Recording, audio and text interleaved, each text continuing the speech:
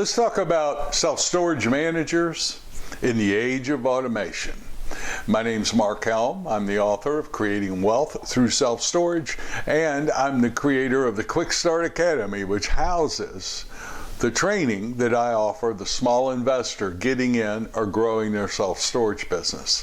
The newest course, Fundraising for the Small Self-Storage Investor, is being released as we speak.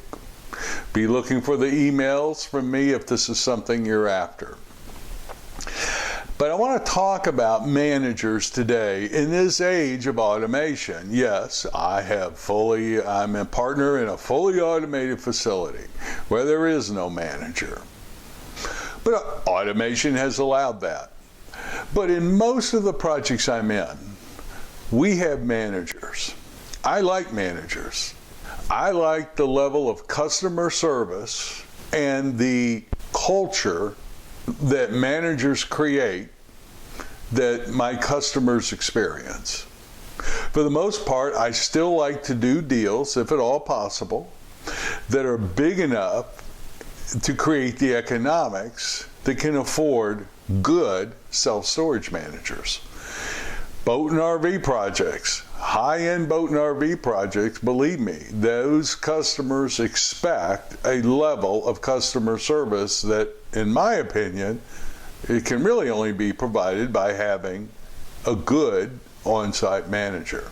But that doesn't mean I don't automate.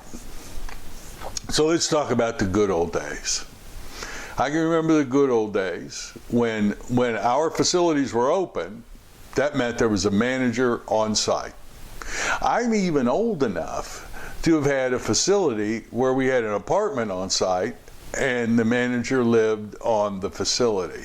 Interestingly enough, in the old days, we would average about $250,000 of gross income per full-time employee. Now, don't ask me why or how I started measuring that metric. I think it was because I was analyzing so many deals as we were growing so fast that I was trying to figure out how many employees I would need on the deals I was looking at, so I started using income as a metric. But once I started tracking it, I kept tracking it. Then kiosks started appearing. Now, at first, I didn't want anything to do with kiosks. Why? Because we have managers.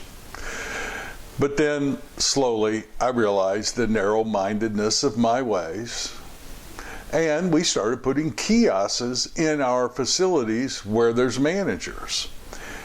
Now, this helped. Why? Well, because people could do transactions, could pay their bills, could rent a unit, could show up, access their unit by using the kiosks and paying their bills after managers were gone.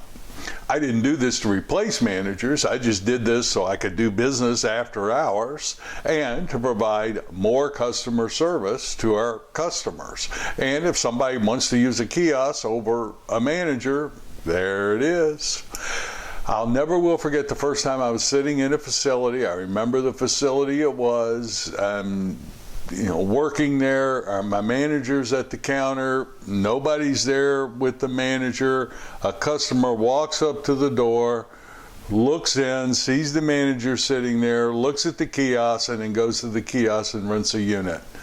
First time I ever saw that, I recognized that it's a new day in the self-storage world. But then with the kiosks, I began to notice that there are certain times of the month, and every facility is a little bit different, but there were certain times of the month where the managers were just less busy. There were less transactions happening.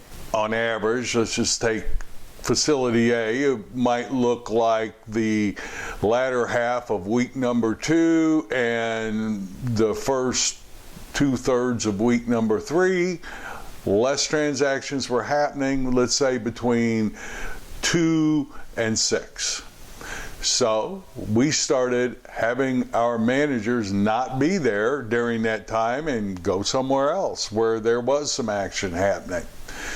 And what I noticed was our income didn't suffer and our expenses went down on that particular facility.